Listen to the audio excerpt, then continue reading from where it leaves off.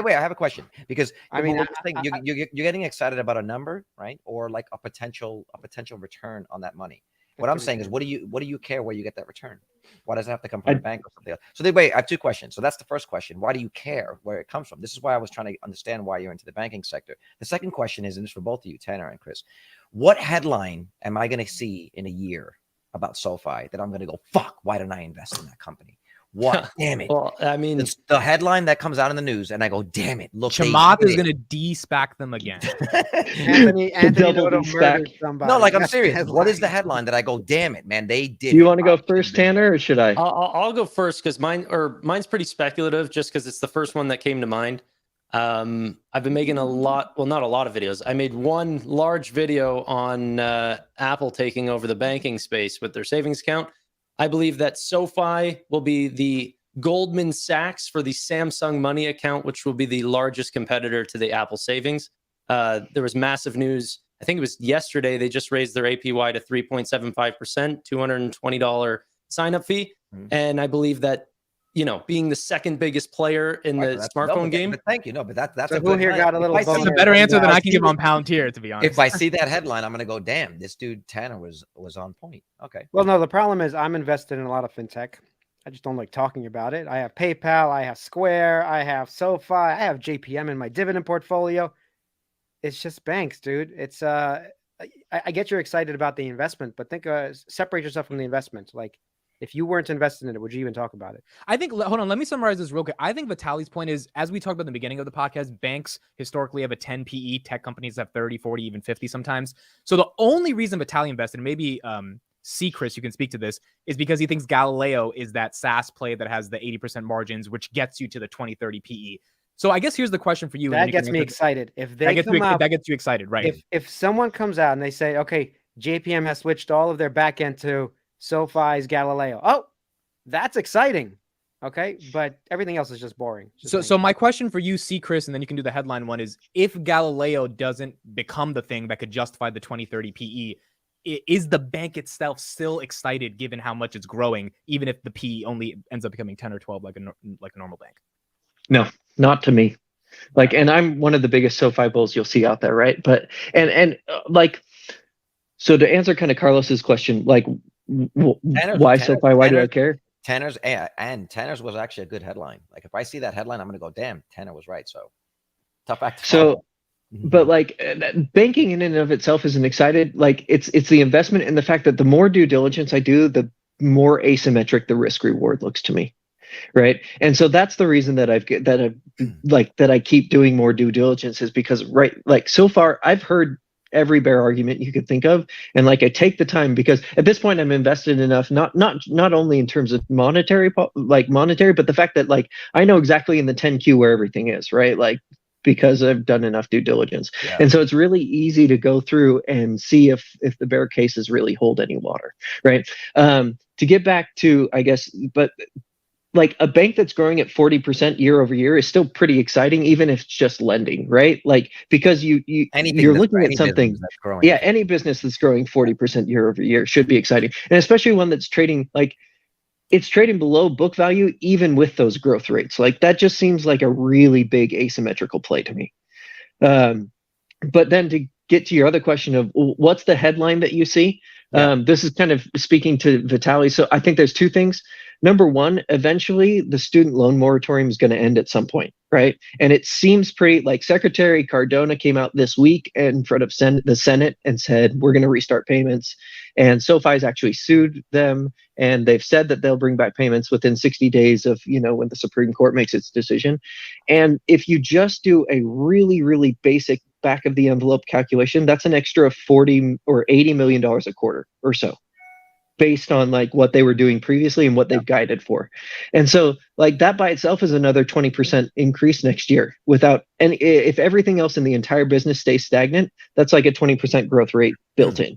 So that's one thing. Number two, I do think that Galileo, at some point, we're going to hear something Citibank is, well, actually, I don't know if you'll actually hear it, but you will see it in the numbers. that all of a sudden, because there's lots of NDAs, right? Citibank doesn't know, or it's not necessarily Citi, but somebody, right? They're not going to want people to know that SoFi is doing their back end.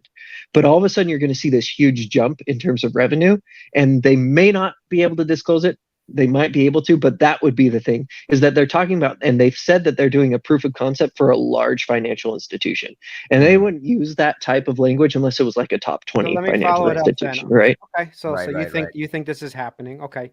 I think it's a possibility. I don't think it's happening. Like the proof of concept they said is happening, right? But that doesn't mean they get the contract. Well, Not so this necessarily. leads to But the only it's a good person mile marker, buying. though. The only person buying right now that at least I've seen is Noto. Where are all the other C-level executives? Why is Noto the only one purchasing any of these shares? That is suspect. That's a good question.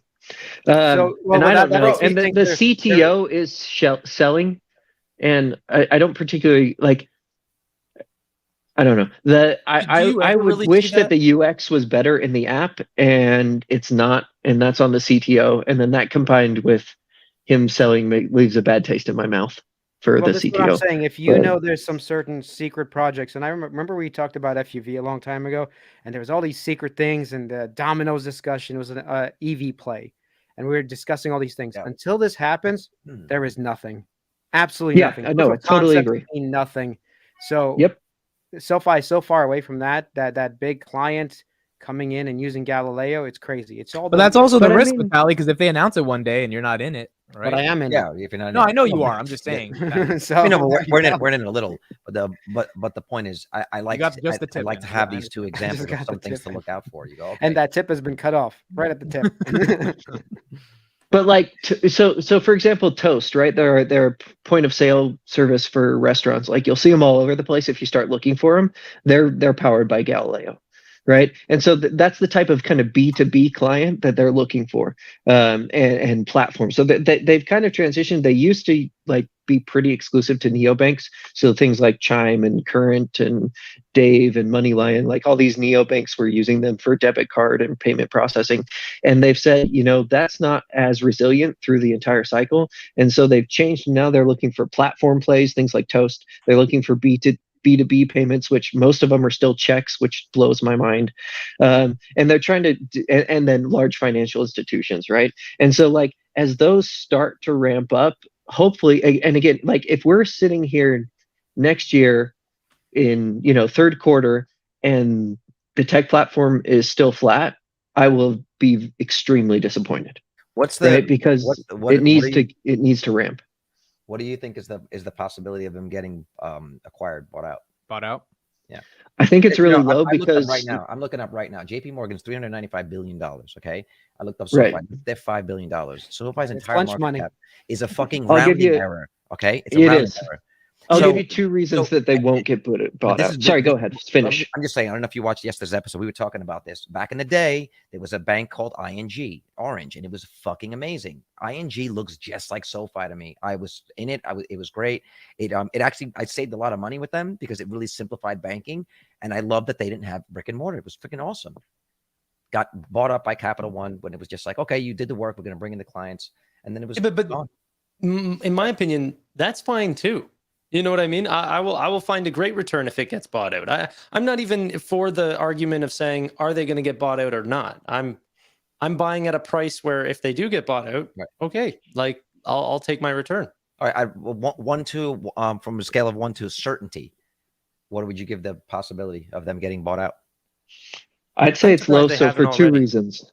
Well, The first one is, so when Noto was at Twitter and they were talking about buyouts back when he was there, so he was the chief operating officer and then the CFO, right? And when he was there, he's given interviews where he talked to people like that he would hear people at Twitter saying things like, well, there might be a buyout offer coming. And he told everyone, like in an all hands meeting, that was a failure, that if they got bought out, that would be a failure of Twitter. So number one, I think that like it's just his DNA that he doesn't want that. If Twitter Right. got bought out. But you know what? But that's Yeah. what happened with Yahoo. Yahoo got offered a bunch of money, or Groupon. Remember Groupon? They got offered Yeah. a bunch of money. Yeah, but I so think now- Chris is saying And- Noto's and it might. personality is he doesn't want to get bought out. He That's- doesn't. So that but no I'm just no saying CEO is that gonna lowers say the that. chances. Come on. I'm not saying that it's impossible, right? And the board could overrule him, right? If tomorrow JP Morgan says, "Hey, we're going to, sell for or buy it at $20 a share, right? The board has its what's the Fiduciary. fiscal fiduciary That's a good responsibility, word. right? I love it. To be able to and they could Override say, hey, we're going to overrule you, right? Yeah. But the second reason is also because all of the C-suite has these performance stock units that come due, or that are up until the summer of 2026. The minimum for those is $25 a share. And so a third of it vests at $25 a share, a third at 35, and a third at 45. So if you get bought out at anything under 25, so Noto gets all this flack, and people are always like, man, he made over $100 million in 2021. That was his salary. That wasn't his salary. 93 million of that was these performance stock-based units, right? And so like, well over like 90% of the compensation that SoFi has given him is tied up in these shares that he doesn't get until they hit at least $25 a share. Yeah, And so metric pay. that means that the entire C-suite like looks at that and says, we don't want to get bought out for anything less than that because of all those performance stock units. So they've got like a monetary reason why they don't want to buy out. That doesn't mean it's not going to happen. Like I said, if somebody comes along with a sweetheart offer tomorrow and the board overrules them, and it's good for investors, then it'll happen. But those are kind of two mitigating factors that make me think it's less likely.